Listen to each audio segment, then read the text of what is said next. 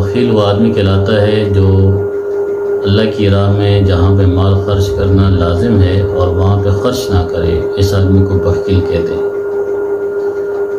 دوسری جانب جو ہے شح کہلاتا ہے۔ شح کا لفظ جو ہے یہ بھی بخل میں سپرلیٹیو ڈگری کہلاتی ہے کہ بخل میں جو آدمی بہت زیادہ بڑھ جاتا ہے اور خرچ کرنے میں بخل سے کام لیتا ہے، اور ساتھ ہی ساتھ اس کو اپنا مال بڑھانے میں جو ہے اس کی حرص لگی ہوتی ہے۔ اس کو عربی زبان میں شحیح کہتے ہیں اور شح کہتے ہیں، لہذا دونوں میں فرق واضح ہے۔